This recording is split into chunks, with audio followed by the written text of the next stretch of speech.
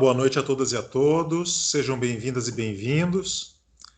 Vamos dar início à nossa aula de processo penal de hoje. Boa noite, professor. Boa noite. Vamos lá então, né? Hoje daremos início a um ponto novo da nossa disciplina, teoria das provas, e eu confesso para vocês que é um dos tópicos que eu mais gosto em processo penal, pelos debates que ocasiona, pelo nível de debate teórico e prático que ele nos possibilita, e também pela praticidade, né, que ele nos traz todo tipo de processo, no processo penal também. Afinal de contas, eu tinha um professor na época da faculdade que dizia que aprender a teoria era fácil, que advogar era fácil, mas que provar era que era difícil.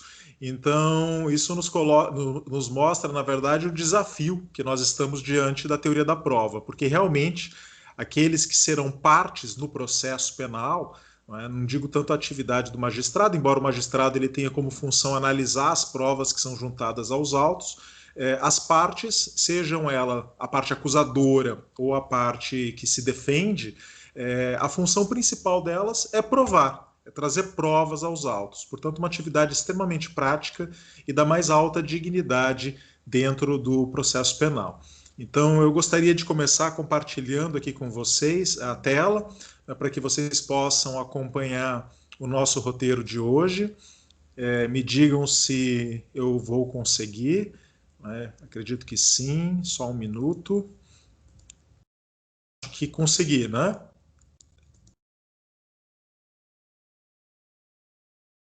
Vocês veem? Só confirmem para mim. Sim, professor. Excelente, muito obrigado. Vamos lá então. Teoria das provas no processo penal. Na aula de hoje, eu quero trabalhar com vocês uma teoria geral, né, das provas e algumas regras gerais de aplicação da prova, de produção da prova no processo penal. E na aula que vem, eu trabalharei com vocês as provas em espécie. Talvez não todas, mas as principais provas que podem ser produzidas no processo penal. Então, vamos dividir assim a nossa disciplina. Então, primeiramente, poderíamos começar com o conceito de prova. Não é? E eu diria que prova é todo elemento objetivo ou subjetivo capaz de convencer o juiz sobre a existência de um fato. Nós veremos que esse elemento objetivo pode ser alguma coisa. Quando nós falamos, por exemplo, de um laudo pericial, quando nós falamos de um vestígio, quando nós falamos de um documento, nós estamos falando de coisas, estamos falando de elementos objetivos dentro do processo. Ou subjetivo, porque a prova testemunhal, ela também é uma prova importante dentro do processo penal. Aliás, nós diríamos que as provas que mais aparecem no processo penal é a prova pericial, que ela é obrigatória no processo penal, especificamente naqueles crimes que deixam vestígio, e a prova testemunhal, que aparece com muita intensidade. Então, nós chamamos de prova subjetiva a prova testemunhal, aquela que é produzida por uma pessoa dentro do processo. Elementos esses que podem ser capazes de convencer um juiz sobre a existência de um fato. Nós vamos deixar mais claro essa questão do fato um pouco adiante. Bom, dado esse conceito de prova, esse conceito preliminar, nós diríamos que o ato de provar, que é uma atribuição das partes, pelo menos no processo acusatório, nós falaremos a respeito disso. Não é? Provar no processo acusatório é um ato da parte acusadora ou defendente que produz elementos objetivos ou subjetivos capazes de convencer o juiz sobre a existência do fato, como nós mencionamos aqui o conceito da prova. Por que eu estou mencionando no processo acusatório? Porque o processo acusatório é um processo de partes. Nós queremos considerar que num processo acusatório, cada parte sabe exatamente qual é o seu papel dentro dos autos. Então, ao juiz cabe analisar a prova produzida pelas partes e julgar, decidir. E as partes, elas têm por função única e exclusiva demonstrar, provar dentro do processo. Nos modelos inquisitoriais, e nós sabemos que o nosso processo penal ele possui aí resquícios inquisitoriais muito fortes, existe aí uma confusão. Atribui-se geralmente ao magistrado grande poder probatório dentro dos autos, muitas vezes esvaziando uma atividade que pertenceria ao acusador e àquele que se defende, o que complica bastante aí o meio de campo em matéria de prova. Isso tudo vai ficar um pouco mais claro para vocês conforme nós avançarmos aqui neste roteiro. Então, a finalidade da prova, ela já está dada no conceito e no ato de provar. A finalidade da prova é capturar o convencimento do sujeito competente para julgar uma causa. Se nós levarmos em consideração que, teoricamente, o magistrado ele deve julgar uma causa conforme o seu convencimento, o juiz se convence da prova dos autos, se convence da existência ou da inexistência de um fato e atribui a esse fato sentido jurídico, porque ele conhece o direito. Se nós levarmos em consideração isso, dentro dos parâmetros de honestidade que o sistema nos propõe, então a finalidade da prova é exatamente capturar esse convencimento. Capturar o juiz para uma tese, capturar o juiz para um fato específico, para que nós possamos convencê-lo de que o fato que nós estamos narrando, que ele possuirá um certo sentido jurídico que beneficia uma das partes no processo. Vocês não estão vendo a apresentação? Algumas pessoas já haviam respondido que sim, outras estão escrevendo que não.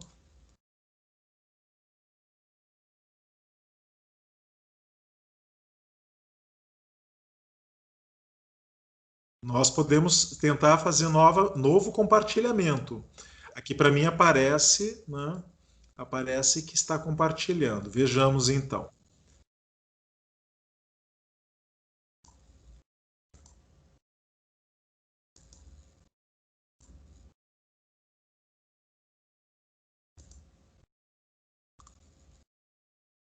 Aparece? Mandem uma mensagem. Sim, professor, aparece. Ótimo, excelente. Se acontecer novamente de desaparecer, vocês me avisem. Então, voltando, eu ia dizendo que nós queremos capturar o convencimento do juiz para a nossa tese. Bom, eu poderia começar dizendo, então, que existem dois grandes sistemas de gestão da prova, que é o sistema inquisitorial e o sistema acusatório. É exatamente disso que eu estou mencionando nesse momento para vocês. Por que gestão da prova? Eu quero recuperar esse debate porque, após o surgimento da teoria de Franco Cordeiro na Itália, nós começamos a compreender melhor que o que caracteriza o sistema acusatório não é bem aí a separação do juiz e do promotor, a separação subjetiva do juiz e do promotor, mas sim uma boa divisão das funções dentro do processo. Ou seja, quem gere a prova nos autos. E no processo acusatório, quem deve gerir a prova devem ser as partes, não deve ser o magistrado. O magistrado, eu diria para vocês, que no sistema acusatório, ele está colocado dentro de uma redoma de vidro. Imaginem uma metáfora de uma redoma de vidro, onde o magistrado estivesse colocado dentro dessa redoma, como se fosse uma espécie de aquário.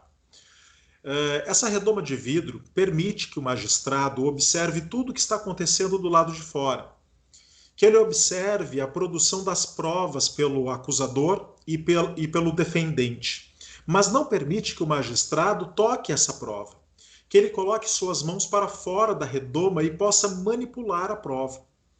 O magistrado, com isso, ele acaba sendo dignificado numa posição de mero observador. Mero observador que, por não poder manipular a prova, por estar impedido de manipular a prova, fica muito mais dignificado na posição de julgar do que um magistrado que tem o poder de manipular essa prova, de interferir nessa prova. Interferir nessa prova, muitas vezes direcionando-a para um lado de um pré-convencimento, não é? De uma hipótese inicial que ele tenha em sua mente. Então, no sistema acusatório, nós teríamos essa redoma de vidro que proíbe o magistrado de tocar a prova. Ele pode analisar, ele pode ver, ele deve analisar, mas não deve tocar. Nós veremos aqui em data de hoje que o nosso sistema processual permite ao magistrado ampla manipulação probatória. E é por isso que nós observamos um debate tão intenso no Brasil quanto às funções inquisitoriais dos magistrados. Durante todo o período que abrange a atuação da Operação Lava Jato, grande parte, talvez aí a totalidade dos problemas que sempre foram levantados quanto à Operação Lava Jato foram problemas que decorrem do nosso ordenamento jurídico e que conferem poderes excessivos para o juiz produzir provas, né? Isso para mim fica bastante claro. Então, digamos que nós temos aí dois grandes sistemas de gestão da prova. No sistema acusatório, o juiz não gere a prova. No sistema inquisitório, o juiz tem amplo poder de gerir a prova. Por enquanto, é o que nos basta. Outra coisa, diferente dessa, seriam os sistemas de avaliação da prova. Aqui nós não estamos falando da produção de provas, nós estamos falando da avaliação da prova. Como um magistrado avalia a prova que já está nos autos, que já está produzida nos autos. E aí nós vamos encontrar alguns modelos históricos. Eu cito aqui os juízos de Deus, as provas legais ou tarifadas, a íntima convicção e o convencimento motivado. O sistema dos juízos de Deus, eu diria para vocês que é um sistema histórico.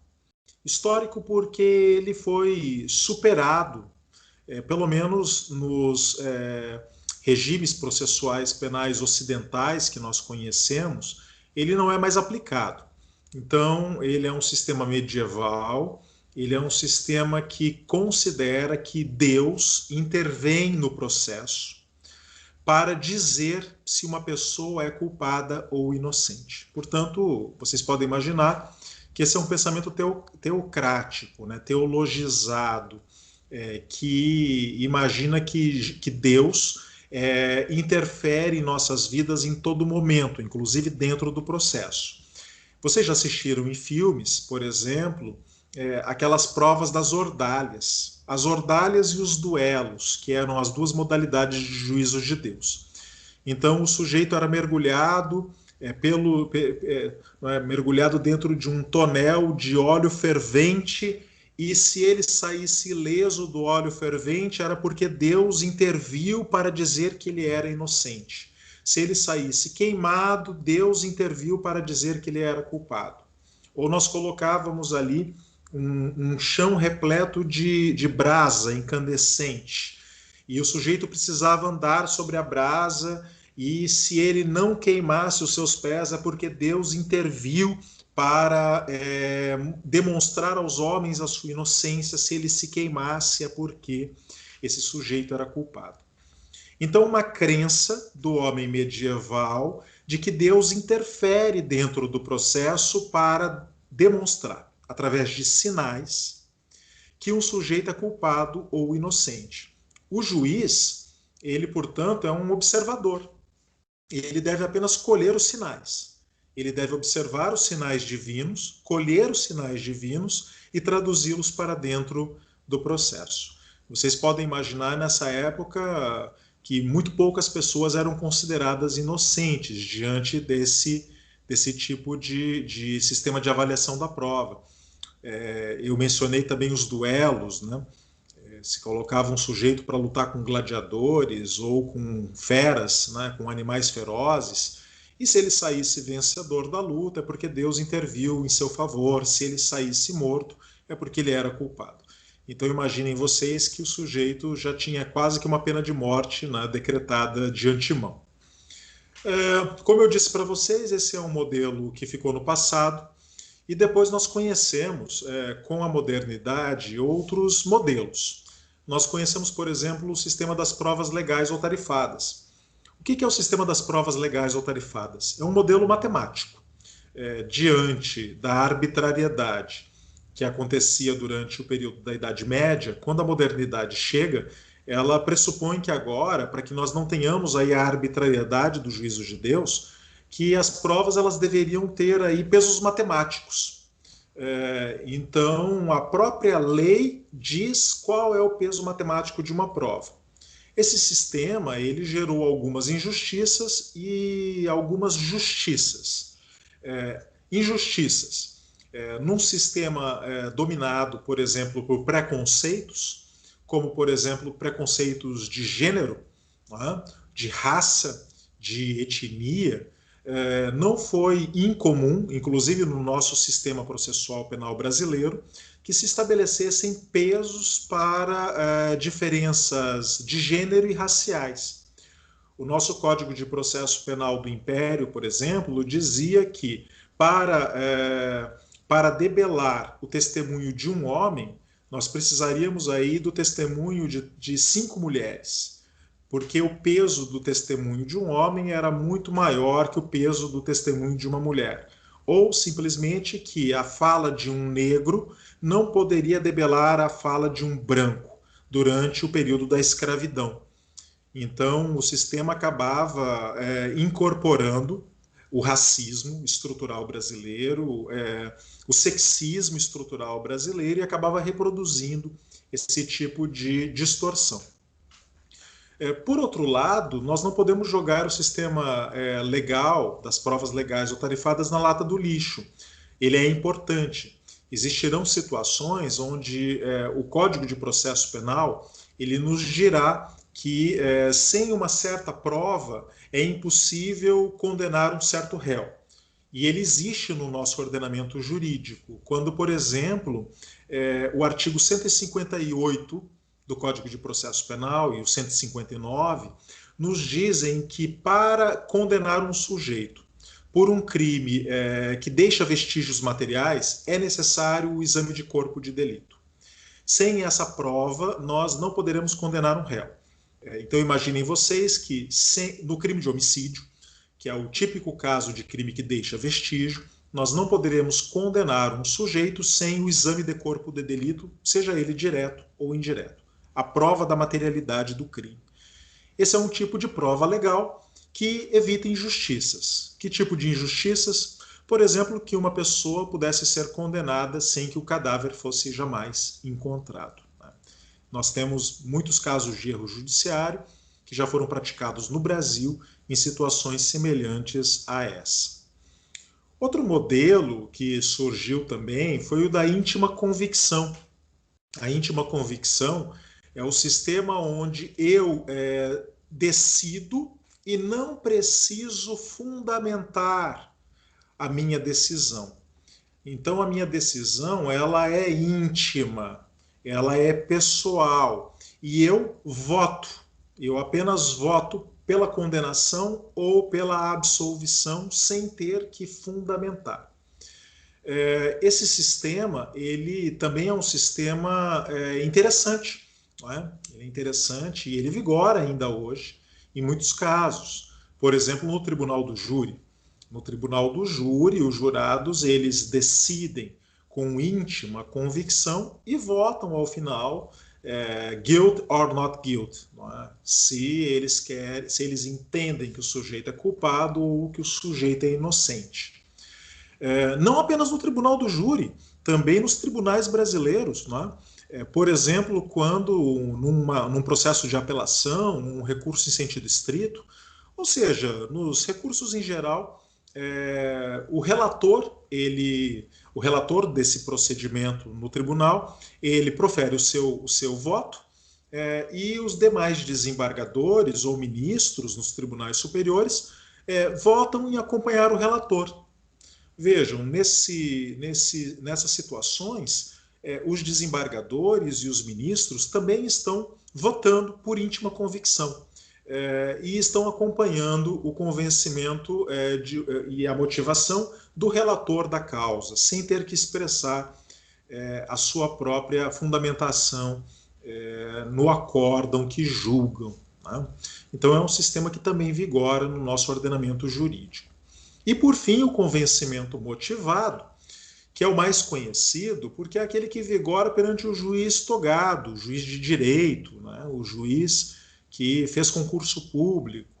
Esse sujeito é um servidor público e precisa fundamentar a sua decisão para conferir racionalidade jurídica a ela. Nós não falamos mais em livre convencimento motivado. Isso é coisa do passado. É uma terminologia antiga. Depois eu vou dizer por quê. Hoje nós falamos apenas em convencimento motivado. O juiz se convence, baseado tecnicamente na prova dos autos, e motiva a sua decisão. Ou seja, confere motivos, fundamentação jurídica e fática para conferir racionalidade aos argumentos que expõe numa sentença. Vocês já devem ter percebido que, tirando os juízos de Deus, que parece ter ficado no passado dos sistemas processuais penais, o nosso sistema funciona com provas legais ou tarifadas, com íntima convicção e com convencimento motivado, a depender do momento. Nós não temos apenas um sistema de avaliação da prova. Nós teremos vários sistemas de avaliação da prova a depender do momento em que nós estamos julgando um certo procedimento. Tá? Então, tenham clareza desses sistemas de avaliação. Objeto da prova. Quando eu pergunto sobre o objeto da prova, eu estou me perguntando o que quais são as questões que devem ser provadas dentro do processo. Não é? E aqui, quando eu falo sobre isso, claro que nós estamos lembrando a velha divisão entre questões de fato e questões de direito. Tá? Questões de fato e questões de direito. A princípio, o objeto da prova são as questões de fato, a princípio. E por quê? Porque nós dizemos que iura novit curia, ou seja, o juiz conhece o direito. E, portanto, em conhecendo o direito, ele diria para as partes: dá-me factum dabot bius, ou seja, dê-me os fatos que eu te dou o direito. Então, o objeto da prova para as partes seria a princípio as questões de fato, ou seja, o acusador, o Ministério Público, o querelante deve comprovar o fato típico, antijurídico e culpável para que um magistrado aplique o direito. A parte que se defende tenta gerar no espírito do julgador pelo menos a dúvida no sentido de que aquele fato teria acontecido como narrado pelo acusador. Mas sempre tentando provar o fato, visto que o magistrado conheceria o direito e, portanto, nos daria o direito. Nós veremos que essa questão é apenas uma regra geral, ela não é aí um princípio no sentido universal, né? Não é dotada de caráter universal. Ele é apenas uma direção do nosso pensamento, porque em certas situações as questões de direito também deverão ser provadas. Nós falaremos daqui a pouco a respeito disso também. Eu menciono também aqui uma dialética da prova. Não é? E por que eu falo em dialética da prova? Porque a partir da teoria dos jogos, que foi muito bem exposta na teoria da situação jurídica de Goldschmidt, no processo em contraditório de Hélio Fazzolari, e também poderíamos falar na própria teoria dos jogos de Calamandrei, um autor também muito lido no Brasil pela influência, a influência que nós temos do direito processual italiano. Nós começamos a compreender que a prova é um jogo dialético dentro dos autos. Vejam, partindo, como eu mencionei, de uma honestidade do magistrado, ou seja, da sua imparcialidade objetiva diante da análise das provas, nós podemos dizer que, teoricamente, o magistrado se colocaria numa posição de tábula rasa, né, de total desconhecimento a respeito de uma decisão final, um juiz sem pré-compreensões. E as partes, portanto, estabelecem uma dialética probatória, um jogo probatório que tende a capturar o pensamento do magistrado. E nesse sentido, vence o processo quem joga melhor, vence o processo quem consegue capturar o entendimento do magistrado. Portanto, haveria aí uma dialética da prova que é muito interessante de ser analisada. Muitos autores já trabalharam essa questão de uma maneira muito interessante. Menciono aqui Goldschmidt, menciono aqui para vocês Calamandrei, e na nossa casa o próprio professor Alexandre de Moraes da Rosa, que vem desenvolvendo de maneira brilhante a teoria dos jogos no processo penal e recuperando esse aspecto da dialética probatória, que é muito interessante no sentido da fixação de táticas e estratégias eficientes para provar ao magistrado aquilo que nós queremos dentro dos autos. Uma dimensão muito importante de ser estudada. Eu mencionaria aqui para vocês agora o princípio da comunhão da prova. Esse princípio da comunhão da prova, que está colocado lá no artigo 371 do CPC, ele é um princípio admitido não apenas em processo civil, ele é também um princípio que é admitido em processo penal. O artigo 371 diz: o juiz apreciará a prova constante dos autos, independentemente do sujeito que a tiver promovido, e indicará na decisão as razões da formação de seu convencimento. Meus caros, traduzindo, o princípio da comunhão da prova quer dizer que a prova não pertence à parte que a produziu. A prova pertence ao processo. A prova pertence aos autos. De modo que, uma vez produzida uma prova, ela pode ser utilizada na fundamentação do magistrado, tanto para condenar quanto para absolver, independentemente da parte que a produziu, volto a repetir. Portanto, se o Ministério Público produz uma prova e essa prova ela captura o juiz para a tese da defesa, ela será utilizada como um fundamento a absolver o réu. Como também pode o réu, digamos inadvertidamente, acabar produzindo um elemento de convicção dentro dos autos que convence o juiz muito mais da sua culpabilidade do que da sua própria inocência. E é por isso que nós precisamos tomar muito cuidado, principalmente quando nós estamos na parte defendente, quando nós estamos defendendo o réu. Eu mencionarei daqui a pouco a diferença que existe do ônus da prova no processo civil e o ônus da prova no processo penal. E isso ficará um pouco mais claro para vocês. Por enquanto eu diria assim, se o réu ele não precisa provar a sua inocência, mas apenas gerar dúvida no espírito do julgador, ele deve tomar muito cuidado com a ansiedade de tentar provar alguma coisa dentro dos autos.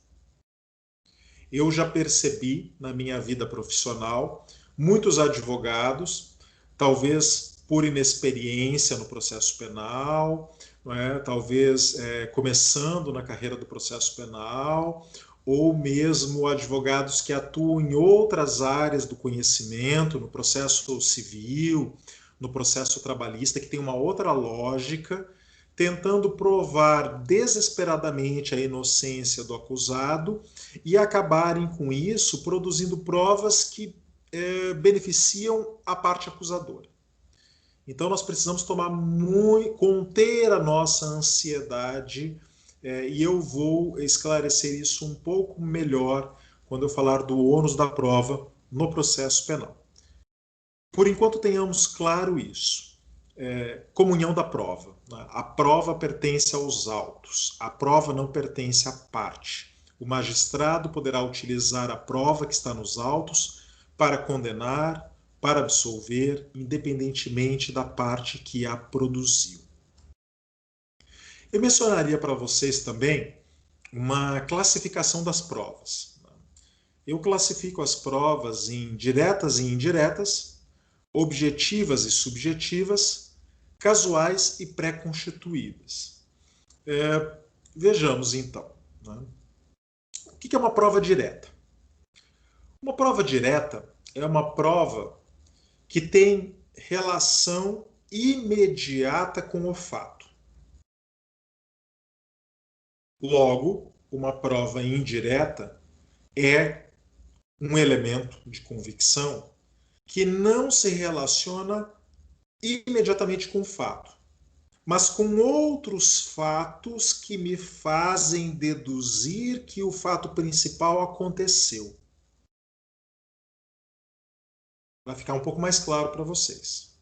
Nós dizemos que são provas no sentido forte da palavra, apenas as diretas. Apenas as diretas. E que as indiretas, elas são conhecidas em processo penal como indícios. Indícios. Indício não é prova. Prova é apenas a direta. O indício são os elementos de convicção indiretos. Vamos dar uns exemplos aqui, né, para facilitar a vida de vocês. No crime de homicídio, artigo 121 do Código Penal. O que constitui a prova cabal do homicídio? Constitui a prova cabal do homicídio a presença de um corpo sem vida, onde os peritos tenham sido capazes de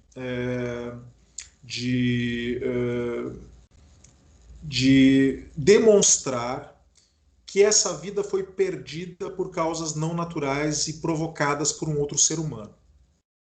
Envenenamento, fogo, golpes de arma branca, disparos de arma de fogo, ou quaisquer outros meios que possam tirar a vida de alguém. Ou seja, romper o curso natural da vida. Romper o curso natural da vida. Então, quando eu tenho um cadáver com disparos de arma de fogo, quando eu tenho um cadáver com sinais de golpes de arma branca, quando eu tenho um cadáver cujo exame toxicológico foi capaz de determinar envenenamento, eu tenho uma prova de um homicídio. Pelo menos a princípio. Uma prova direta. Agora, se eu chego numa cena de crime e possuo sangue espalhado pelo chão, pelas paredes, pelo teto, eu tenho até alguns pedaços corporais espalhados pela cena do crime. Eu tenho um dedo ali, eu tenho uma mão do outro lado, eu tenho um pé do outro lado, ou o que vocês quiserem imaginar. Não quero aqui ser macabro, mas cenas de crime muitas vezes nos trazem essas situações. Eu tenho indícios de que atos de violência ali foram praticados, mas eu não tenho a prova direta de um homicídio. Um dedo, uma orelha, um nariz, uma mão, um pé, não é prova de homicídio. Pode ser prova de uma lesão corporal, mas não é prova de um homicídio. A quantidade de sangue espalhada pelo chão talvez levem vocês a concluírem que seria impossível a uma pessoa escapar da morte diante da hemorragia que foi provocada. A quantidade de sangue que foi perdida, ela é muito intensa para que alguém sobrevivesse. Mas vocês ainda não têm o cadáver para fazer essa afirmação peremptória. Ainda não há prova. É um elemento muito forte, mas não é a prova direta. Vamos sair um pouco dessa área da violência extrema. Imaginemos uma situação de um crime de trânsito. E vocês encontram no asfalto uma frenagem, uma marca de frenagem bastante intensa. A marca da frenagem é prova direta da velocidade do automóvel? Não. a marca da frenagem não captura a velocidade do automóvel. Talvez uma filmagem, não é, capturasse. Um carro que passa numa velocidade excessiva diante de câmeras que conseguem capturar essa velocidade. A frenagem, ela pode ter sido produzida artificialmente, ela pode ter sido produzida por arrasto, ela pode ter sido produzida porque talvez a pista estivesse numa certa condição que facilitou o deslizamento do automóvel muito além da velocidade que ele estava produzindo naquele momento. Ou seja, eu tenho bons indícios da velocidade, mas eu não tenho uma prova direta da velocidade. Então percebam que eu posso dizer que prova no sentido forte é sempre aquilo que demonstra com um nexo de causalidade direto e imediato a existência de um fato criminoso. Enquanto prova indireta não é prova. São elementos de convicção que me fazem aproximar de um fato, que me fazem deduzir a existência de um fato principal, mas que ainda não são elemento de convicção forte o suficiente para gerar uma condenação. Então, em processo penal, onde vigora o princípio do indubio pro réu, nós diríamos que apenas a prova possibilita ao magistrado condenar um acusado. Os indícios, eles não autorizam o juiz a condenar um acusado, só com base em indícios. Uma sentença que fosse fundamentada apenas com base em indícios ou em provas indiretas, ela muito provavelmente seria derrubada pelo tribunal correspondente. Provas objetivas e subjetivas. Eu já mencionei para vocês no início da nossa aula aqui hoje. Prova objetiva é qualquer coisa material que seja capaz de provar uma certa situação. Documentos são provas objetivas,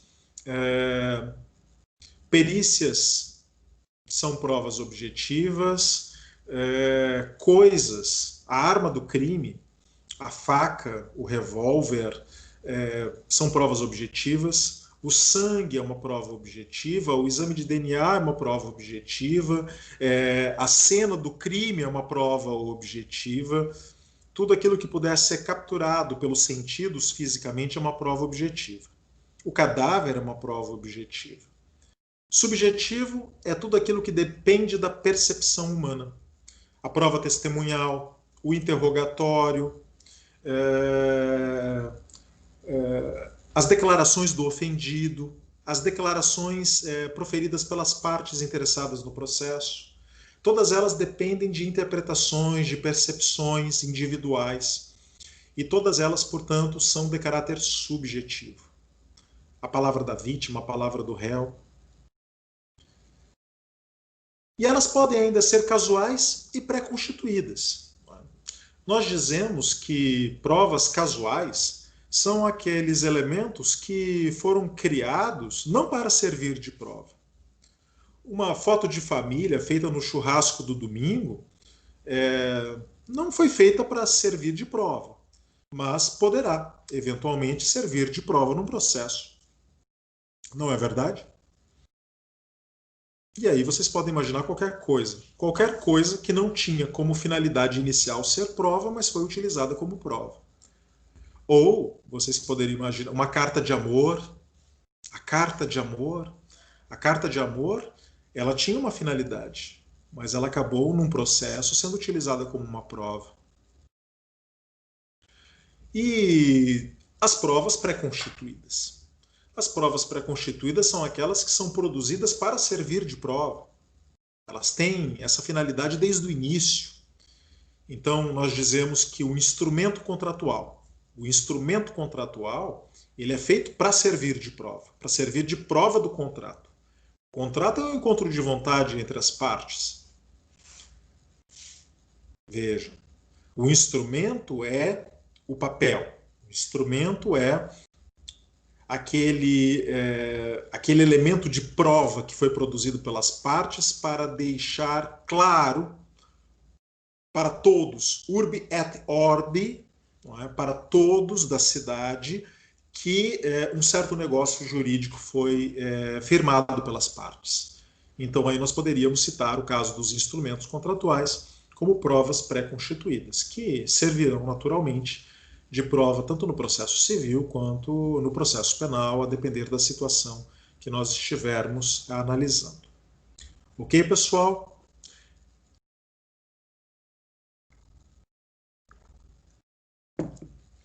Eu gostaria, então, de mencionar para vocês algumas regras probatórias gerais. Por enquanto, nós estamos aqui falando de uma teoria das provas no processo penal. Então, essa primeira parte, ela foi uma apresentação das provas, né? Digamos, uma introdução.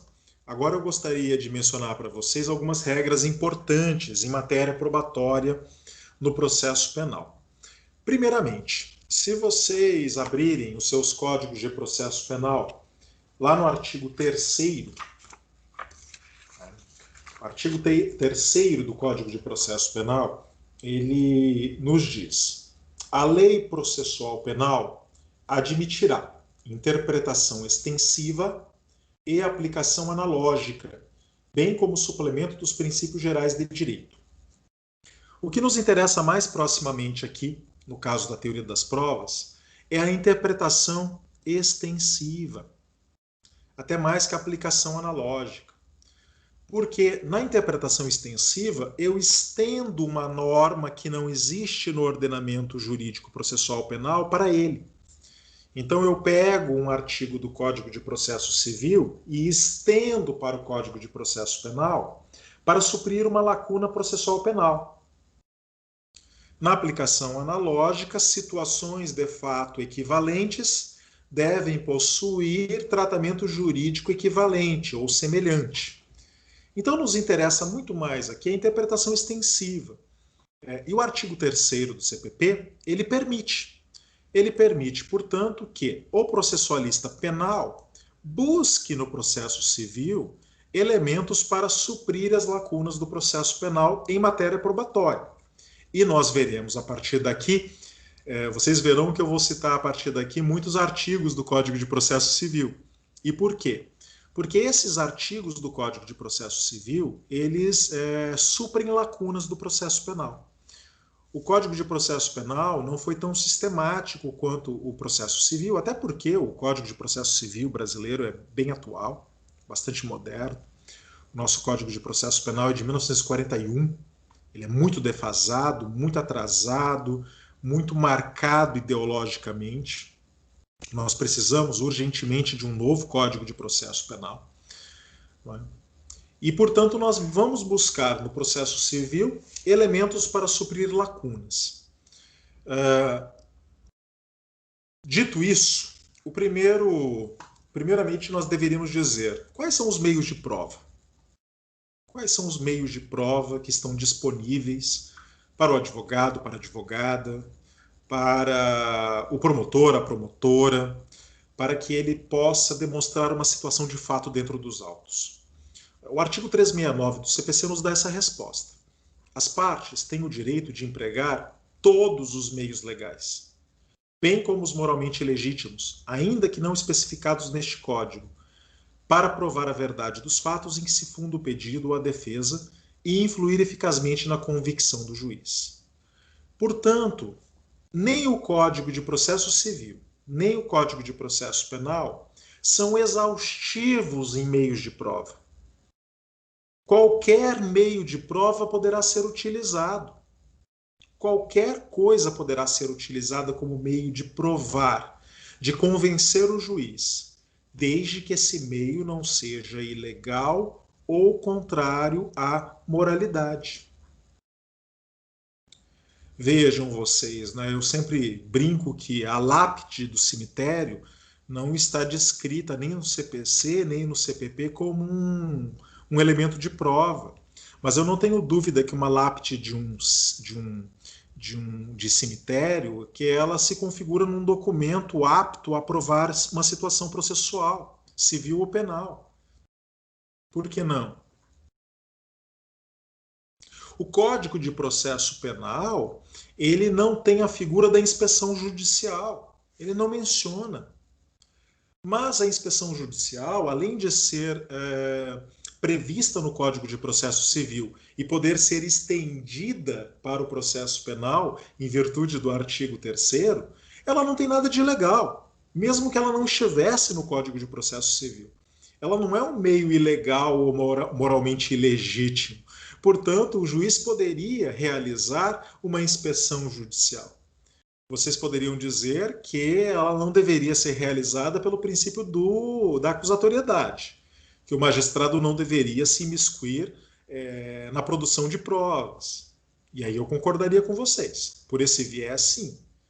Mas pelo viés da ilegalidade, no atual momento que nós vivemos, no Código de Processo Penal brasileiro, não haveria ilegalidade. Ela seria permitida. E então, não haveria por que negar uma inspeção judicial para produzir uma prova, pelo menos no sistema que nós temos hoje no Código de Processo Penal brasileiro.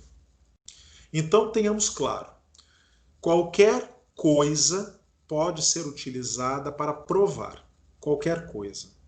Filme, cinema, o que puder passar pela cabeça de vocês em termos de prova. Aqui a criatividade está liberada, desde que não seja vetado pela Constituição. Desde que não seja vetado pelo direito. Tortura pode? Claro que não.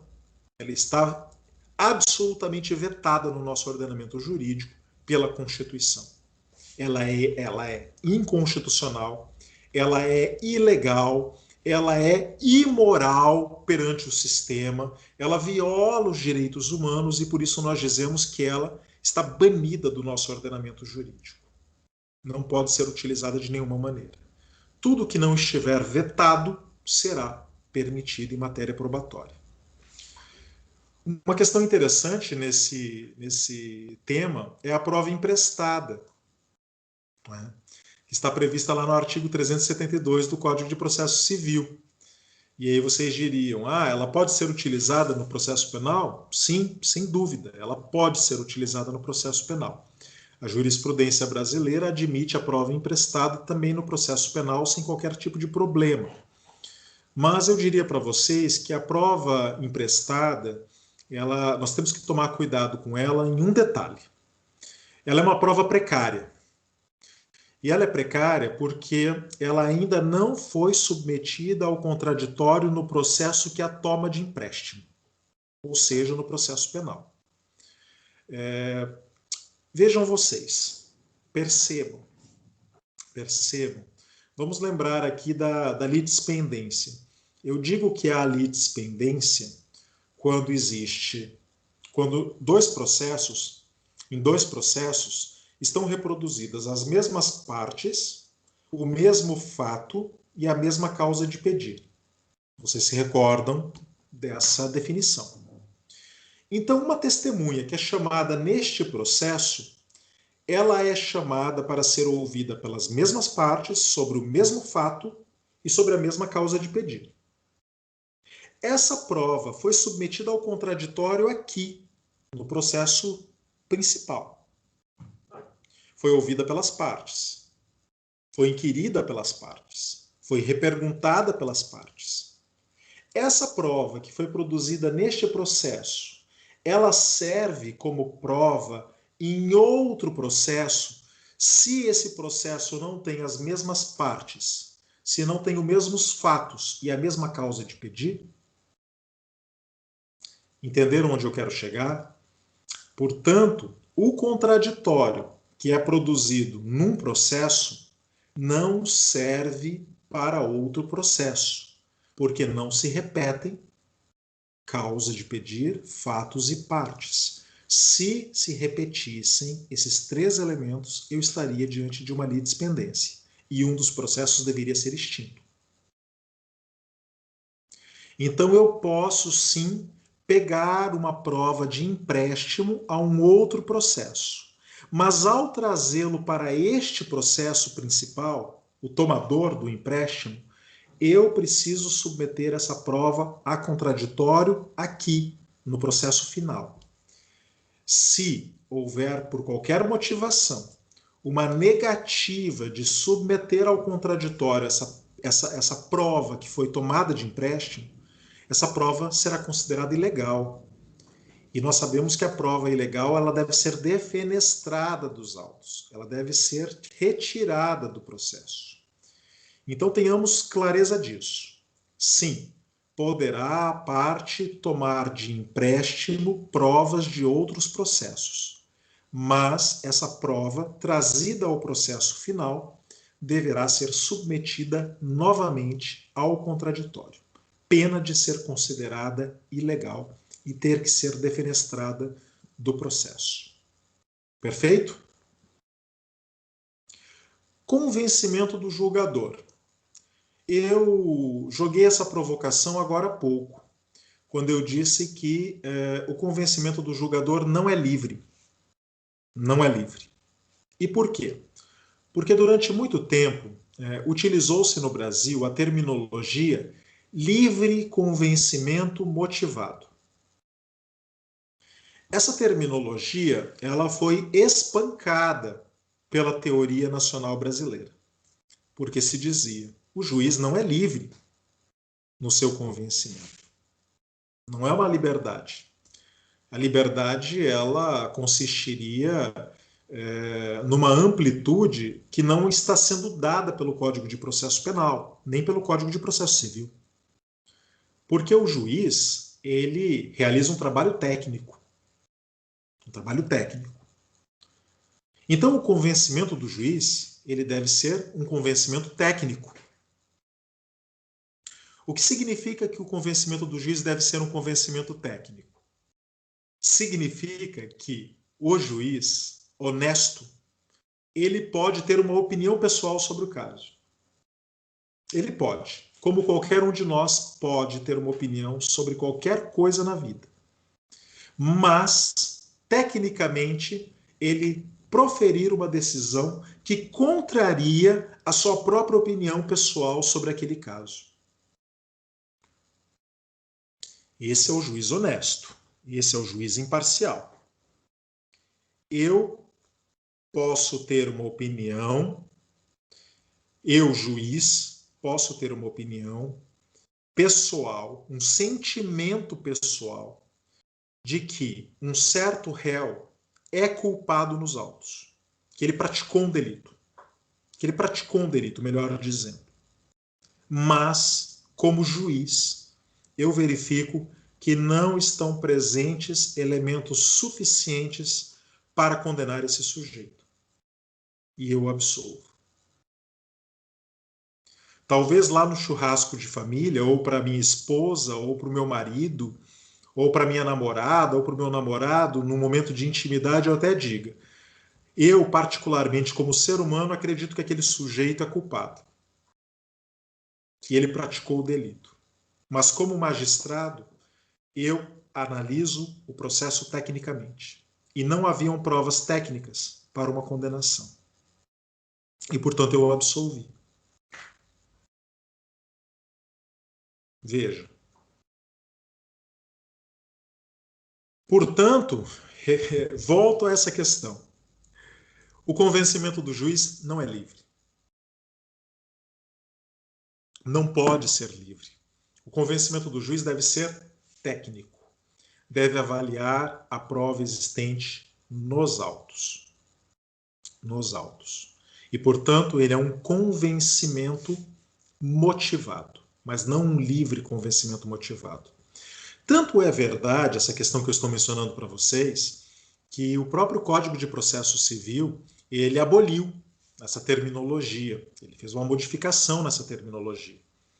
E por isso foi amplo o debate, inclusive na doutrina processual civil, a respeito dessa modificação terminológica, que não foi à toa, muito pelo contrário, ela tem um motivo de ser, um motivo de existir. Vamos adiante. Avaliação da prova no processo penal.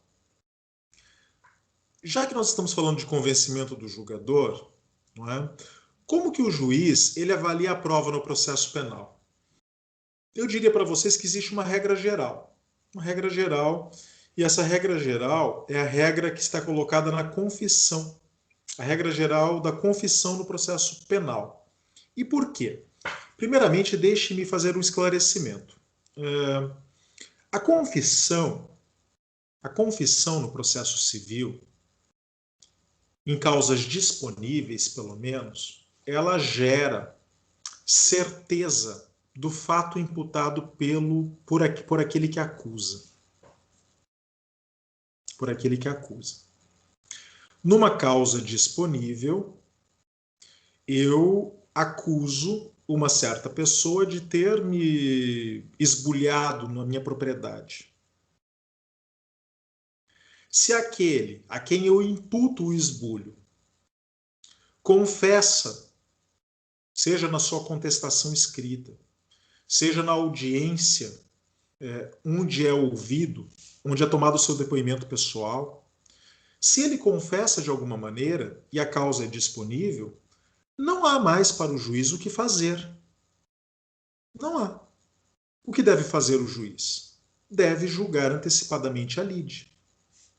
Simples assim. Por quê?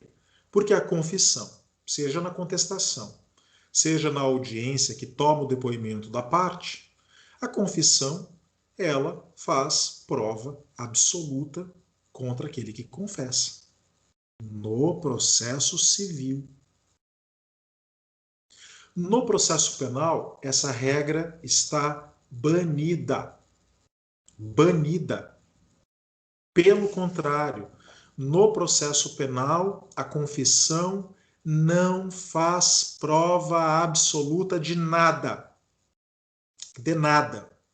Pelo contrário, no processo penal, o juiz deve desconfiar do réu que confessa facilmente. Deve desconfiar. E por quê? Porque no processo penal, as pessoas confessam pelos mais diversos motivos um certo crime. Pais confessam crimes por filhos. Filhos confessam crimes por pais. Irmãos confessam crimes por irmãos. Maridos, apaixonados, amantes. Pessoas que tenham, inclusive, algum distúrbio, seja ele emocional, orgânico, que gere nesse sujeito algum tipo de debilidade, inclusive psiquiátrica. A literatura está cheia de casos onde sujeitos que não eram os verdadeiros autores dos delitos acabaram confessando, pelos mais diversos motivos, crimes por outras pessoas. É muito comum, vocês já ouviram falar, que no mundo da máfia, no mundo do tráfico de drogas, no mundo do crime organizado, algumas pessoas, inclusive, sejam pagas, recebam recompensas para confessar crimes por outras pessoas. Não é o interesse da justiça, pelo menos não deveria ser, condenar qualquer pessoa, condenar qualquer um que confesse um delito. O interesse da justiça é que o verdadeiro autor do fato seja punido. E, portanto, a confissão no processo penal, ela não tem qualquer valor absoluto. O juiz, diante da confissão do acusado no processo penal, ele deve avaliar esta confissão conforme o conjunto probatório colocado dentro do processo. Se essa confissão de um acusado no processo penal se coadunar com o conjunto probatório, tiver base, tiver lastro no conjunto probatório, essa confissão será uma prova válida. Se essa confissão ela estiver destoando do conjunto probatório, ela estiver isolada do conjunto probatório, o magistrado deve rejeitar a validade probatória dessa confissão. Então nós temos aqui uma diferença abissal entre o valor de uma confissão no processo civil e o valor de uma confissão no processo penal. Tá? Essa regra, portanto, da avaliação da confissão no processo penal, ela se aplica a todo o processo penal. No seguinte sentido, Em processo penal, não existem provas absolutas. Jamais. Uma prova isoladamente não faz prova de nada. Uma prova só faz prova quando analisada no conjunto probatório. Enrico Ferri, que foi o grande autor do positivismo criminológico, ele tinha uma metáfora muito linda para expressar o que eu estou dizendo. Ele dizia que a prova verdadeira dentro do processo, ela se assemelha ao voo de uma andorinha. Ela é sempre retilínea. Ela é sempre harmônica. A prova mentirosa dentro do processo, ela se aparenta ao voo de um morcego. Cheia de entrecruzamentos, de contradições, de vai e vens, que demonstram a sua inconsistência. É um pouco disso que nós estamos falando. Nenhuma prova faz prova absoluta no processo penal. Deve haver harmonia dentro do processo, uma harmonização, onde uma prova sustenta outra prova, que sustenta outra prova, para que nós então possamos dizer que o conjunto probatório permite a condenação de uma pessoa, que até então é inocente, pelo princípio constitucional do estado de inocência. Essa é uma regra, portanto, que vale para todo o processo penal. Poderes instrutórios do juiz. Ali em cima agora, eu mencionei para vocês que nós temos dois grandes sistemas de gestão da prova. O sistema acusatório e o sistema inquisitório. E aí, se vocês me perguntassem, tá, mas onde eu vejo no processo penal isso acontecendo concretamente? A doutrina brasileira, ela é muito uníssona em dizer que o coração do sistema inquisitório brasileiro é o artigo 156 do Código de Processo Penal, porque tem essa cláusula aqui, né? A cláusula geral de determinar que o juiz poderá determinar no curso da instrução ou antes de proferir sentença a realização de diligências para dirimir dúvidas sobre ponto relevante. Ou seja, esse inciso 2 está permitindo para o juiz produzir qualquer prova no curso da instrução processual, mesmo que ela não tenha sido solicitada pela parte. E realmente, esse nós podemos dizer que é o coração do sistema inquisitório brasileiro, que permite ao juiz produzir provas. Não é o único, tá? Eu tenho aqui no meu código anotado pelo menos 20 situações específicas onde o juiz tem poder ex officio para produzir provas no processo penal. Todas elas caracterizando o processo inquisitorial. Tá? Numa reforma do Código de Processo Penal que pretendesse estabelecer um sistema acusatório, nós deveríamos limpar a palavra ex officio do nosso Código de Processo Penal. Não, o juiz deixa de ter poderes ex officio para produzir qualquer tipo de prova. Ela sempre dependerá da iniciativa da parte. Outro momento em que esse poder inquisitorial aparece é o controle das provas impertinentes pelo magistrado.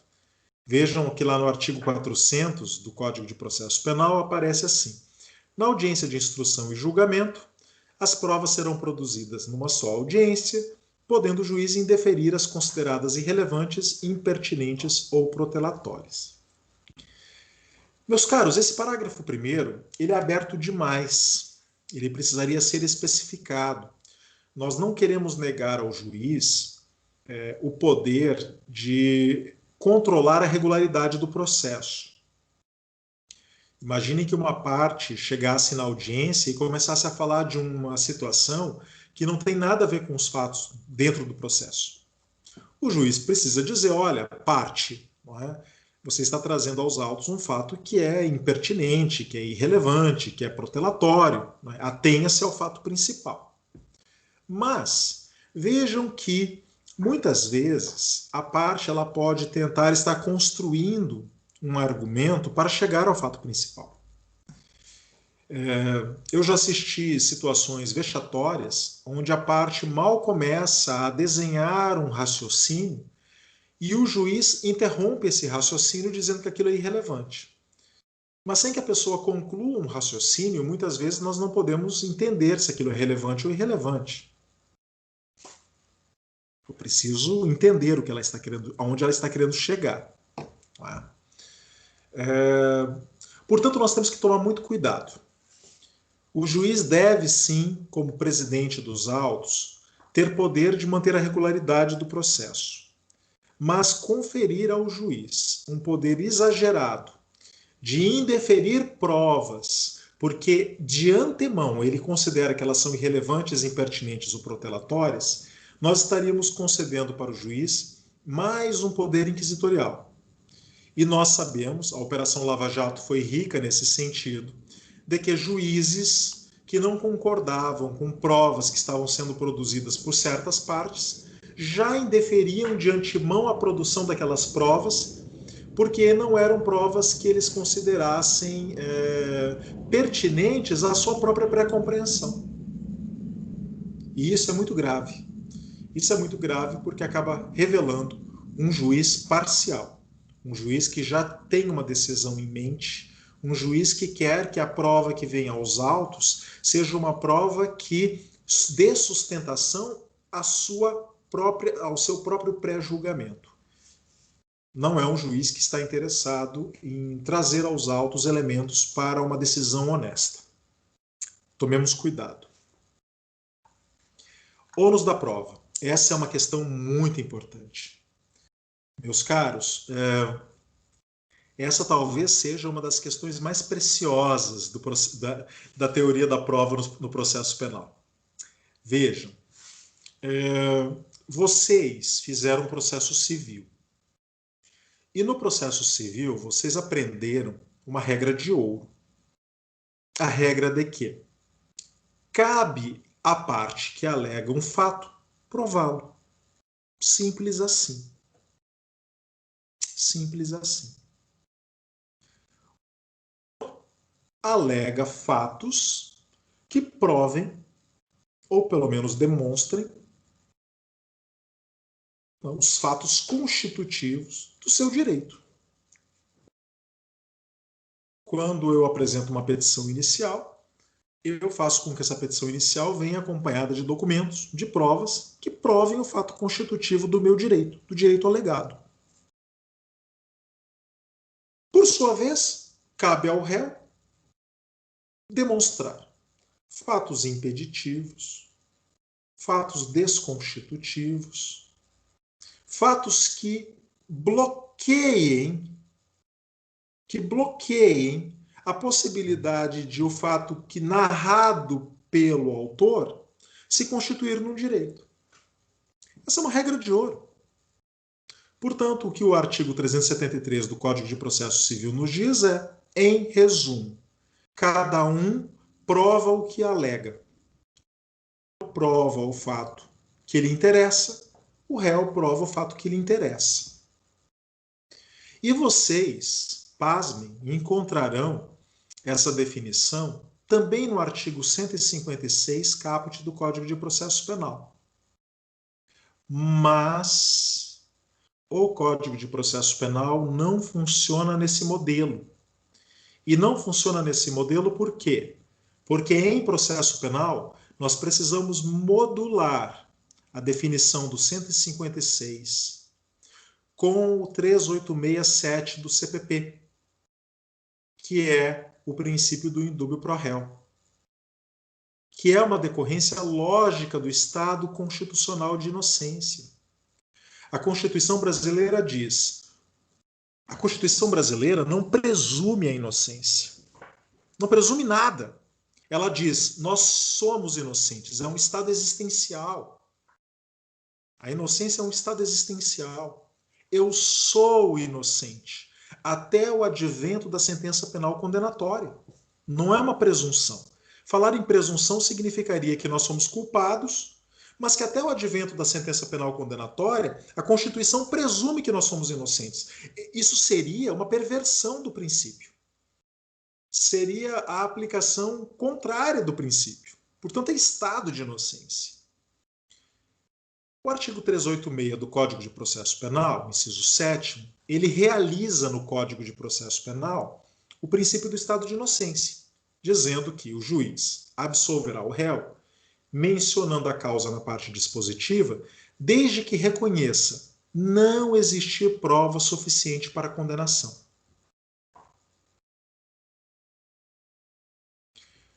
O que nós devemos interpretar disso? Nós devemos interpretar disso que apenas uma prova cabal, apenas uma prova absoluta pode levar um réu à condenação.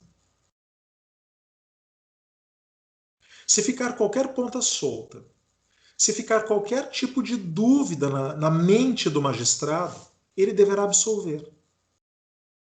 Se nós temos esse princípio do indúbio pro réu colocado no nosso ordenamento jurídico, então o ônus da prova que eu mencionei para vocês não segue a regra geral de que cada um prova o que lhe interessa. Não. No processo penal, quem tem que provar alguma coisa é sempre aquele que acusa. Por quê? Repito, porque milita em favor do réu o estado de inocência. Ele é inocente.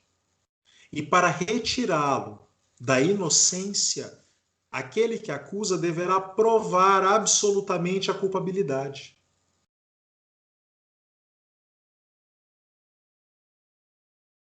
Então, pode o réu simplesmente utilizar o seu direito ao silêncio e cruzar os braços e nada provar. E dizer simplesmente, prove o que você está alegando, acusador. Seja esse acusador o Ministério Público, seja esse acusador um querelante. Prove! Eu vou permanecer em silêncio. Eu não vou dizer nada.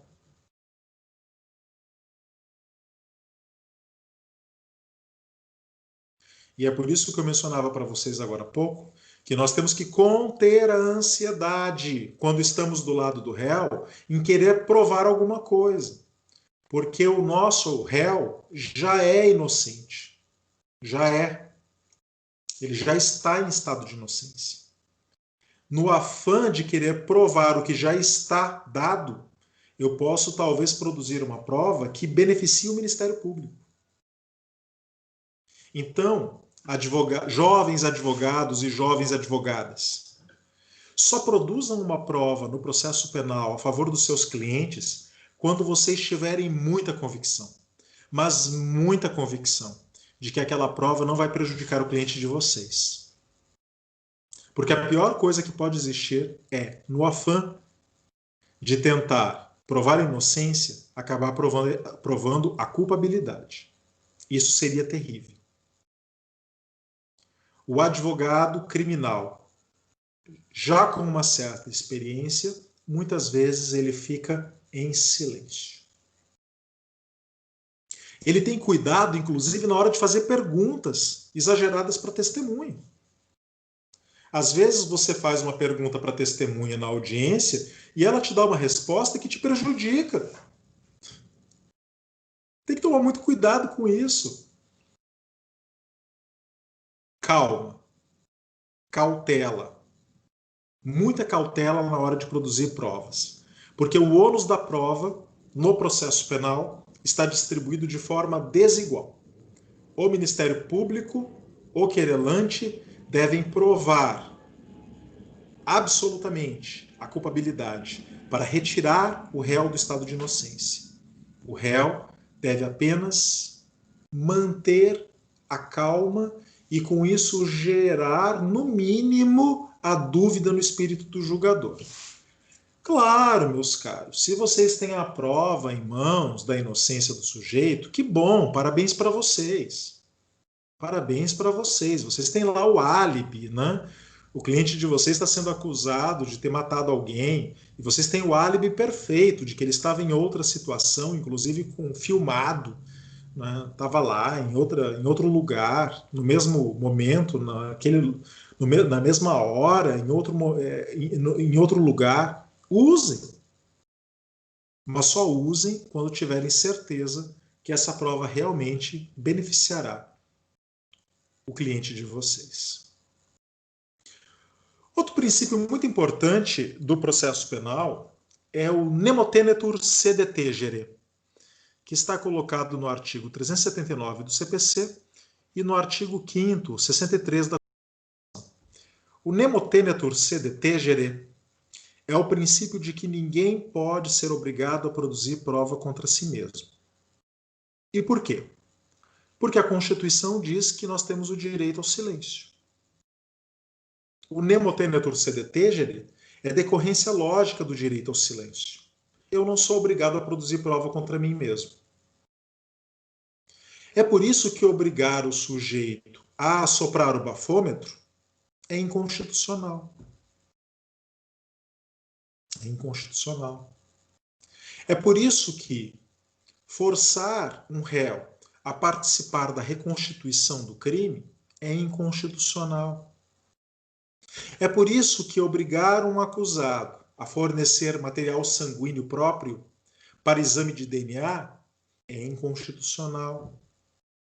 É por isso que submeter o acusado a um exame de mentira, a máquina que detecta mentira, é inconstitucional. É por isso que retirar sangue para exame toxicológico de um réu que estava desmaiado no momento do acidente de automóvel, enquanto ele estava desfalecido e não podia dar o seu consentimento na tomada daquele sangue, é inconstitucional, configurando provas ilegais.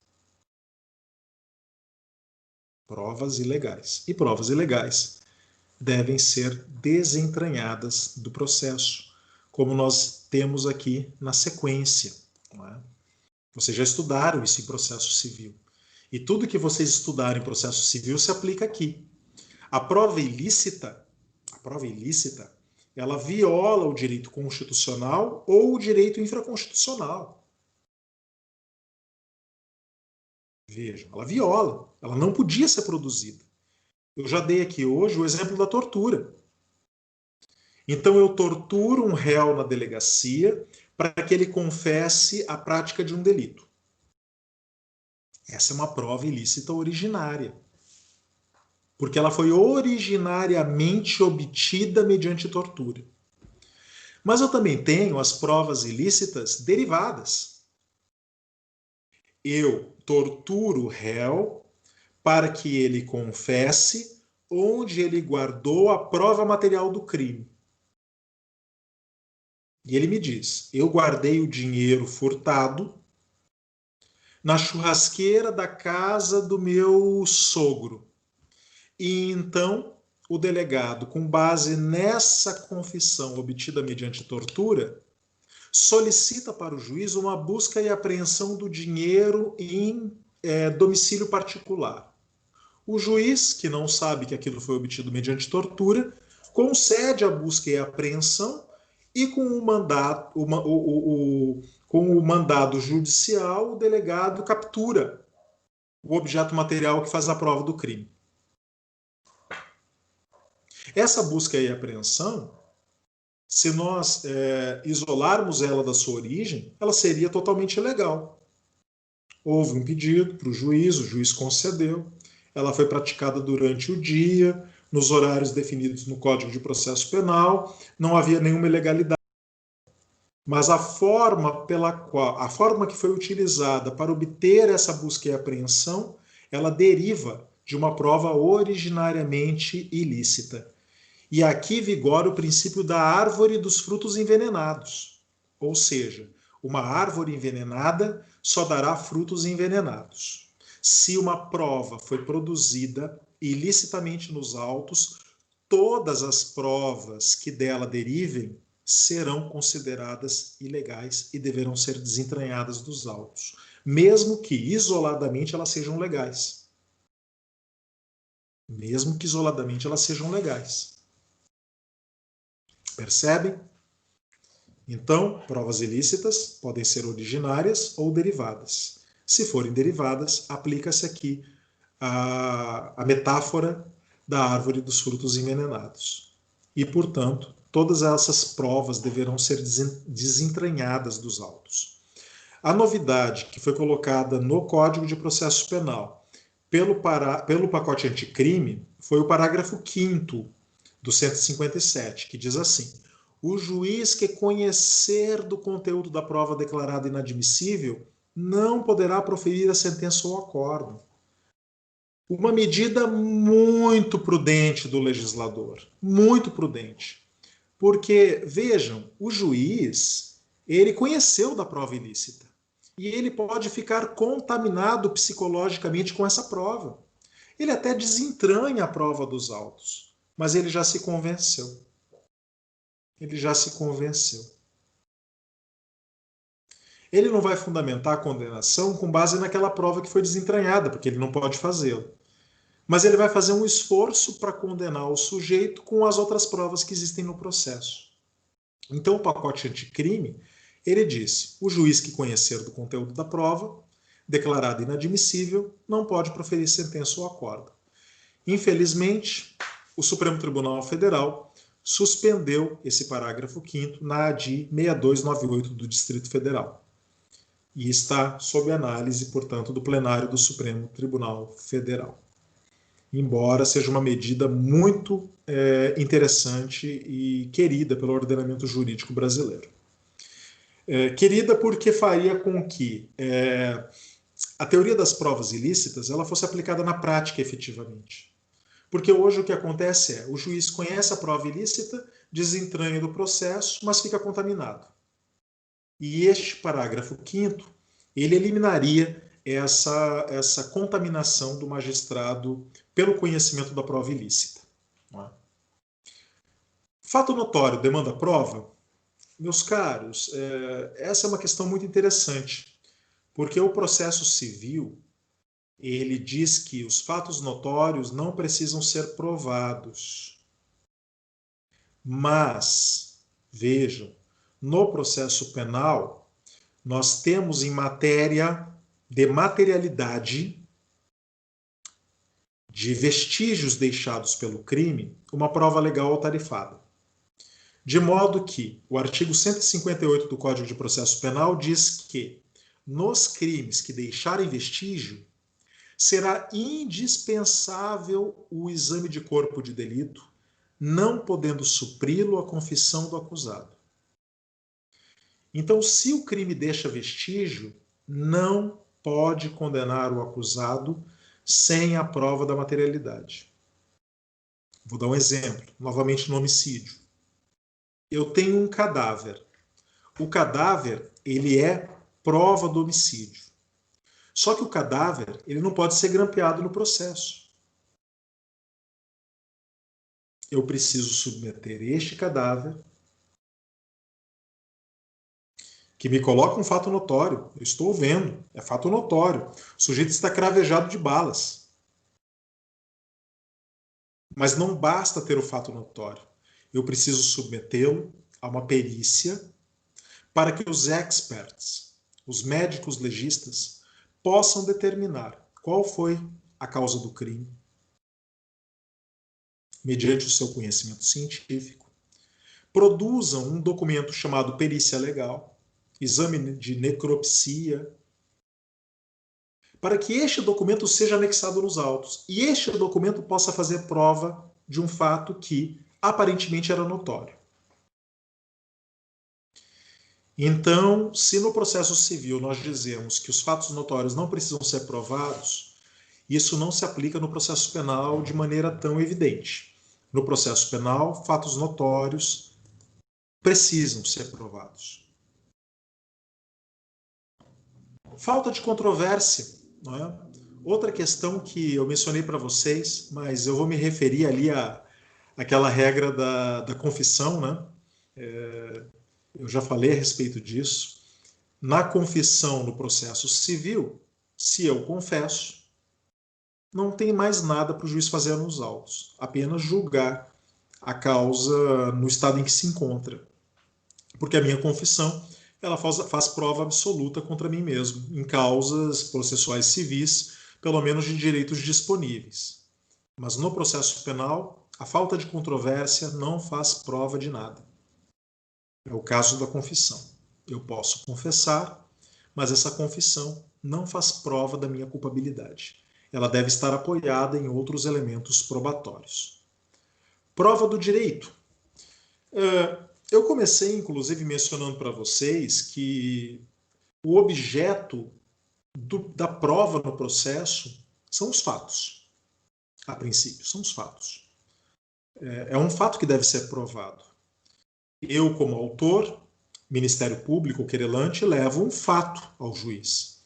Lembrem-se que lá no início eu mencionava que o que delimita a lide processual penal é o fato, é a narrativa do fato.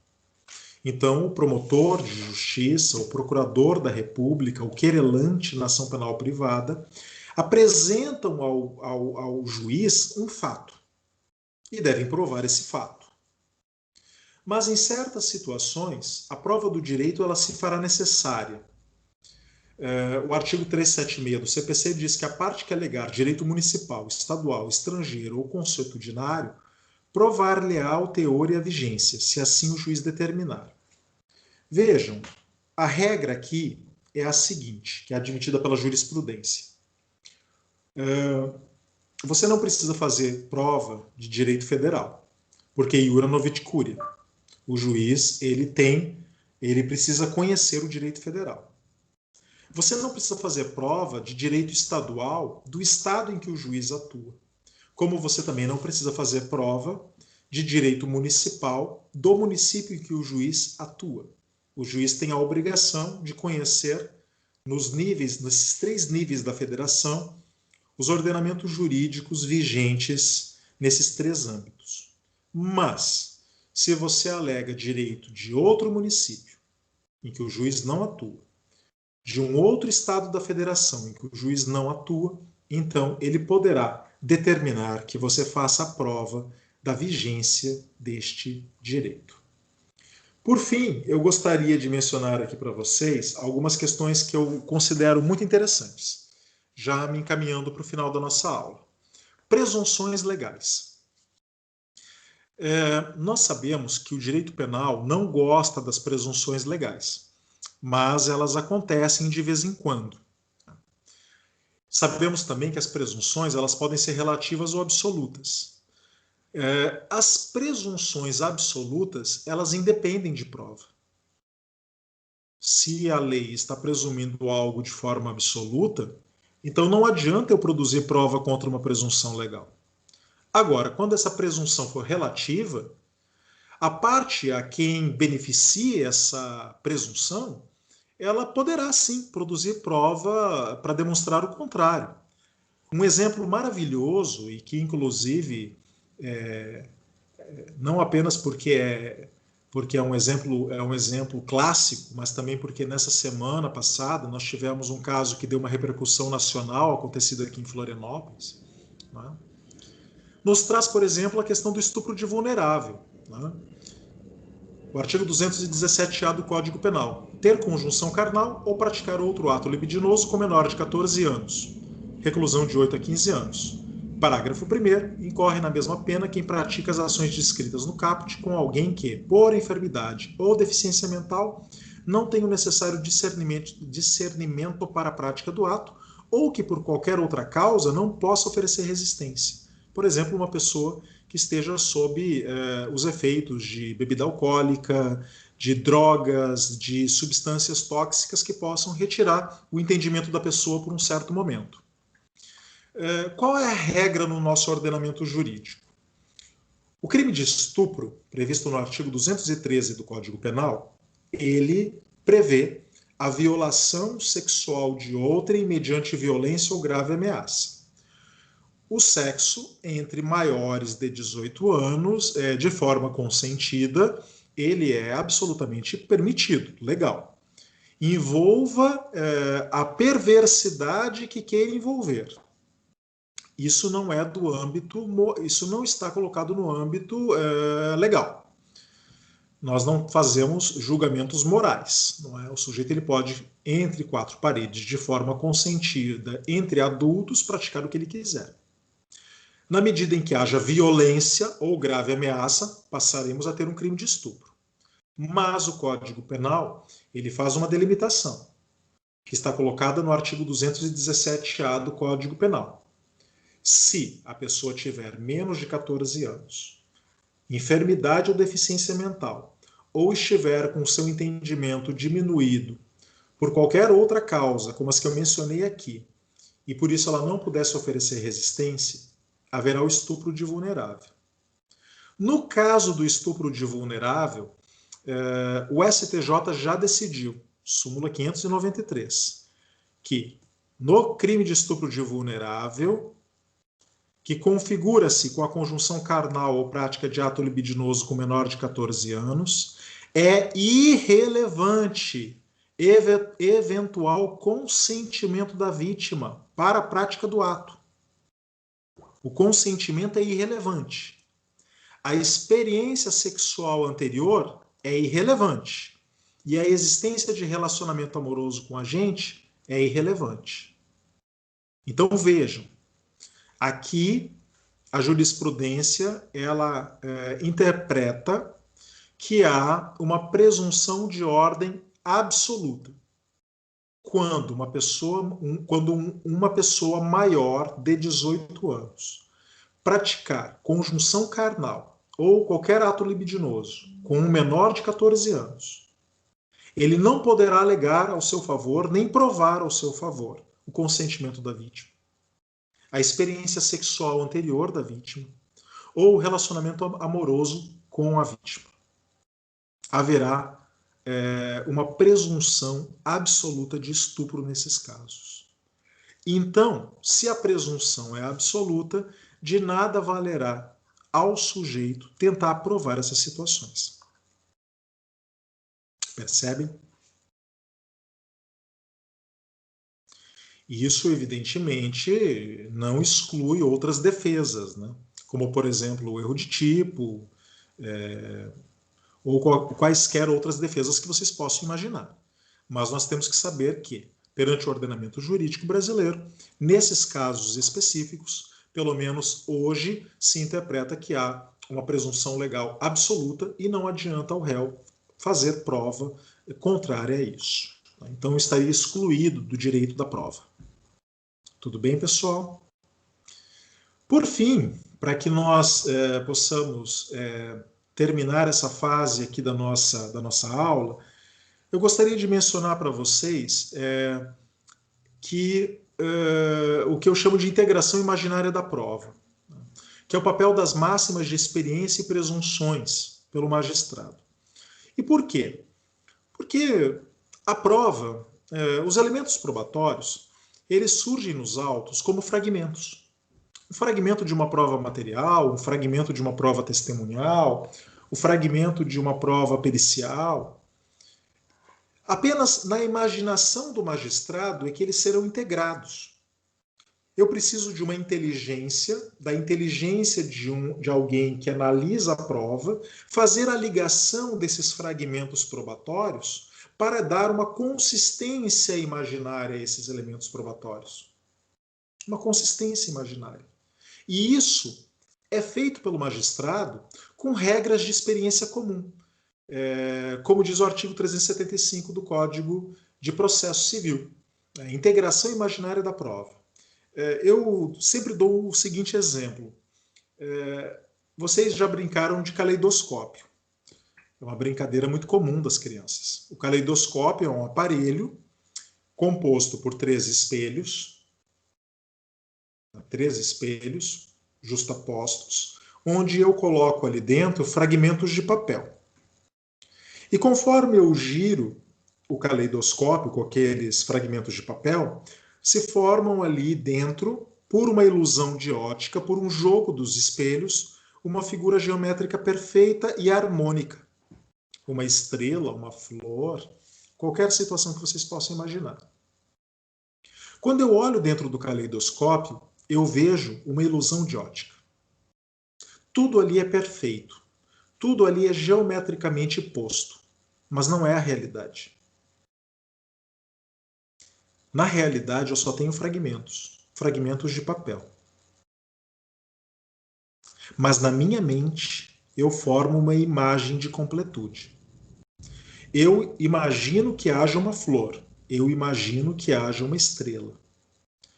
O processo penal, meus caros e minhas caras, ele se aparenta muito a um caleidoscópio. Dentro desse caleidoscópio existem fragmentos de prova. É por isso que eu, particularmente, não gosto da terminologia prova. Eu prefiro, como dizem os americanos e os ingleses, a terminologia evidências. Evidências. Existem muitas evidências, fragmentos. Fragmentos que dependem de uma inteligência que unifique esses diversos fragmentos, formando uma história harmônica. Uma história harmônica que não está dada no mundo dos fatos, que está dada na cabeça de quem julga. E que, inclusive, poderia formar uma outra história a depender de um outro julgador que interpretasse aqueles fatos. É por isso que eu não gosto da palavra prova e termino aqui, não é, com essa consideração. Claro, é meu dever como professor de processo penal dar essa aula de teoria das provas. Embora eu, particularmente, ache que a teoria das provas ela nos traz um debate muito interessante, porque existem muitos furos aí, existem muitas incompletudes. E eu prefiro particularmente, por isso eu prefiro particularmente falar em evidências. Tudo que se traz ao processo penal são evidências. Evidências que colaborarão para que um magistrado forme o seu convencimento a respeito de um certo fato. Mas a prova, como algo que pudesse trazer certeza absoluta aos autos, ela não existe. E é por isso que há muito tempo nós abandonamos a teoria da verdade real no processo penal.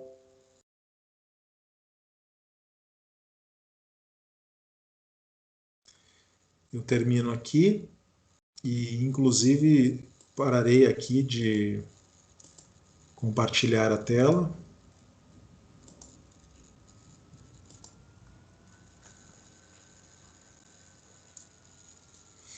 Deixe-me ver se vocês fizeram alguma pergunta específica no chat.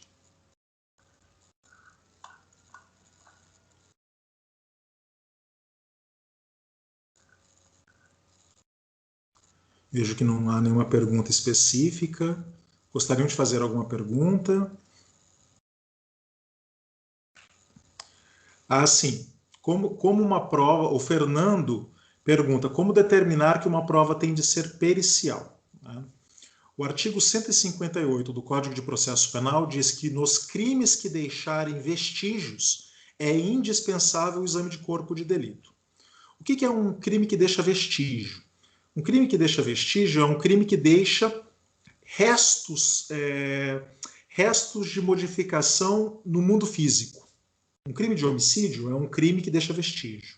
Um crime de lesão corporal é um crime que deixa vestígio. Um crime de furto é um crime que deixa vestígio. Um crime de contrabando é um crime que deixa vestígio. Um crime de descaminho é um crime que deixa vestígio. Um crime de sonegação fiscal é um crime que deixa vestígio. Eu tenho uma opinião pessoal minha que a maioria dos crimes, quase a totalidade, deixam vestígios e que, portanto, há necessidade de exame de corpo de delito. Imaginem vocês uma situação como um crime de injúria. Um crime de injúria. Um crime de injúria deixa vestígio? Deixa. Os professores de direito penal dizem que os crimes de injúria são crimes formais e que por isso não deixariam vestígio. Eu não concordo muito com essa opinião. Talvez esse vestígio não tenha sido captado, mas ele existiu. Se eu proferir um impropério contra uma pessoa, se eu a ofendi, houve uma modificação física no mundo. A minha voz ressoou. O vestígio, o meu elemento voz, o objeto voz com o qual eu profiro o impropério, pode ter sido captado por um microfone, pode ter sido captado por uma filmadora. E se ele foi capturado, cabe exame de corpo de delito. Se a injúria foi praticada no Instagram, se a injúria foi praticada no Facebook, tem vestígio. O crime se tornou absolutamente material, ele foi por escrito, numa carta. Pode ser que eu não tenha sido capaz de capturar o vestígio, mas o vestígio existiu. Eu deixarei mais claro para vocês na aula que vem que existem formas alternativas de provar a materialidade quando o vestígio desapareceu por completo. Isso ficará mais claro para vocês na aula que vem. Há essa possibilidade. Mas dizer que um crime não tem vestígio, eu acho complicado. Então, sempre que você, Fernando, for capaz de demonstrar que há vestígios a serem periciados, esse é um artigo peremptório do Código de Processo Penal. Se tem vestígio, tem que fazer prova pericial. Tem que fazer pelo menos uma verificação científica daquele vestígio. E por que, Fernando? Porque um vestígio não carrega nenhuma verdade em si. Um vestígio é apenas um elemento, um resto de vida, um resto de sociedade que precisa ser interpretado. Tem que ser interpretado por alguém. Então nós damos prioridade para que um cientista, uma pessoa que seja expert numa área do conhecimento, analise aquele resto e possa nos dizer o que ele significa. O que significa aquele resto de sangue? O que significa aquele dinheiro? O que significa aquela impressão digital? O que significa aquelas marcas de pólvora na mão do cadáver? O que significa? Qual é o significado daquilo? Não é qualquer pessoa que pode dizer qual é o significado. Precisa ser alguém que tem conhecimento científico na área. E você, advogado, terá que estar atento, porque se o juiz e o promotor deixarem passar em branco o exame pericial, você estará lá para dizer: o artigo 158 do Código de Processo Penal exige o exame de corpo de delito e ele precisa ser realizado. Vou dar um outro exemplo aqui. Crime de sonegação fiscal. Quantos casos de processo penal em sonegação fiscal eu já vi na minha vida, onde o processo tramitou e o sujeito foi condenado apenas com a autuação fiscal realizada pela Receita Federal. Mas a autuação fiscal realizada pela Receita Federal, a Receita Federal é a parte, é a vítima. Você está utilizando um documento produzido pela vítima como prova de materialidade. Não pode. Não pode. A prova de materialidade ela tem que ser produzida por experts imparciais que não fazem parte que não são parte na causa. Então, uma sonegação fiscal ela é um crime que deixa vestígio. E eu não posso me fiar como materialidade no procedimento fiscal. Eu tenho que me fiar como materialidade num exame contábil que demonstre, imparcial, que demonstre que aquela autuação fiscal realizada pela Receita Federal, que ela é válida.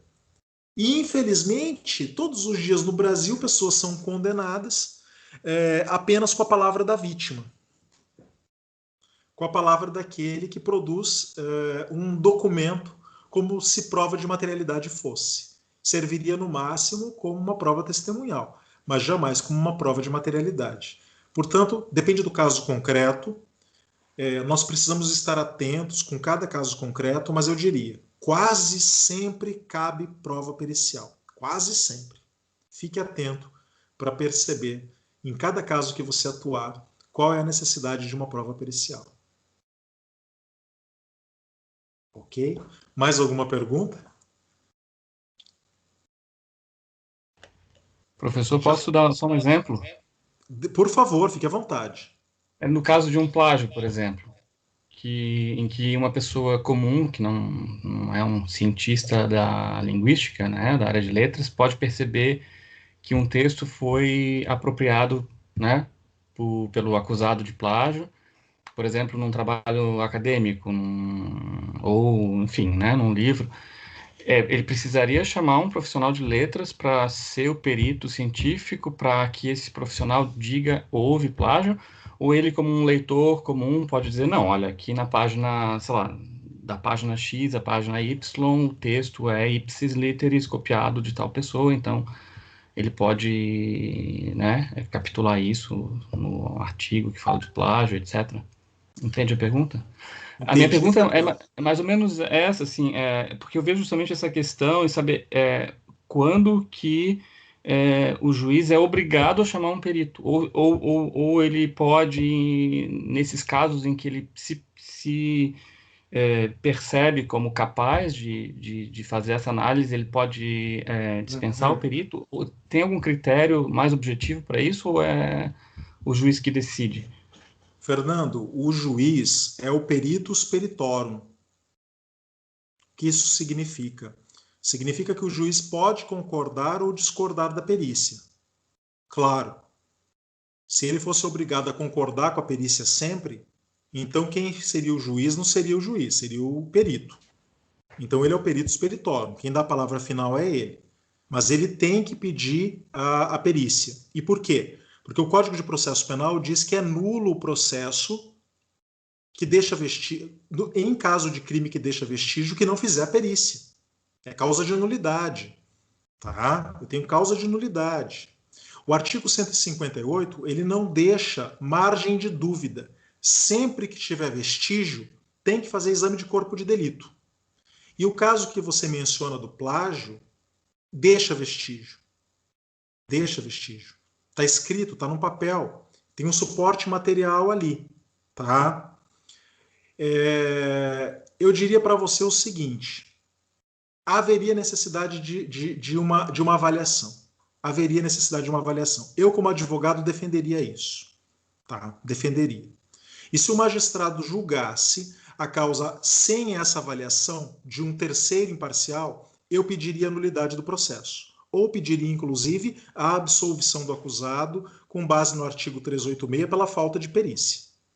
É claro que existem questões aí que você levanta que são bastante complexas. Por exemplo, falsidades. Quando você levanta a falsidade documental. A falsidade material de documento, ela é periciável. Ela é periciável pelos físicos, pelos químicos que podem, no microscópio eletrônico, através de reagentes, demonstrar que um certo papel foi raspado, que um certo papel foi alterado. A falsidade ideológica, ela não pode ser demonstrada por meios físicos. Por quê? Porque a falsidade ideológica ela é uma mentira que é aposta no papel. Veja. Então, o que você precisa? De uma prova indireta que demonstre que aquelas ideias que foram colocadas no papel são mentirosas. E aí, nesse caso específico, o Código de Processo Penal permite que eu substitua a perícia pela prova de materialidade indireta. E o que é a prova de materialidade indireta? São as testemunhas. Veja. Mas eu não estou permitindo para o juiz que ele faça uma análise direta do documento. Eu estou dizendo que, diante de uma falsidade ideológica que não consegue ser provada por meios físicos, eu preciso de provas testemunhais que possam suprir a ausência daquela prova pericial. Então, o Código de Processo Penal me deixa esse binômio. Quando não... Eu não queria falar disso hoje, mas você provocou e eu vou ser obrigado a trazer, né? Eu ia deixar para a aula que vem. Então, a forma preferencial de provar materialidade é a perícia, é o exame de corpo de delito direto. Quando esse exame de corpo de delito direto não puder ser realizado, porque é impossível de ser realizado, porque os vestígios desapareceram, então aí sim eu admito a prova testemunhal que supra a ausência da perícia. Mas em nenhum momento o Código de Processo Penal diz que o juiz pode se substituir ao perito para constituir a prova da materialidade. E por quê? Porque o juiz ele está naquela redoma de vidro que eu mencionei. Ele é o julgador. Ele não está constituindo prova. O perito é um terceiro imparcial que está produzindo prova nos autos. Eu preciso dessa qualidade dele. Então, se o magistrado, ele mesmo diz, não, peraí, eu vou bater no peito aqui e vou fazer a análise desse caso. O juiz está produzindo prova, e é tudo que nós estamos dizendo até agora que constitui o juiz inquisidor no processo penal. O juiz que produz prova, e que a Constituição não quer, e que nós lutamos contra, não é? Então, nós precisamos afastar o juiz, ele precisa ser um sujeito imparcial que apenas analise a prova que veio aos autos, mas nunca produza a prova. E aí, nesse caso que você me traz, parece que o juiz está produzindo uma prova de materialidade. E aí tem uma confusão gigantesca, né? Criaria uma confusão gigantesca entre as funções que ele deve exercer e a função que ele estaria exercendo dentro do processo. Eu penso assim, portanto, a minha resposta é sim, precisa precisa de uma opinião de um expert que seja de fora dos autos, que seja externo às partes e ao próprio magistrado. Certo, professor. Obrigado, entendi. Mais alguma pergunta? Não surgiu mais nada ali no nosso chat, né? Então, eu agradeceria ao Fernando por nos possibilitar esse bom debate aqui ao final. Agradeço a presença de vocês todas e todos e até a próxima oportunidade. Muito obrigado. Tchau, professor. Obrigada. Boa noite. Boa noite. Obrigada, professor. Tchau, tchau. Eu que agradeço. Obrigada.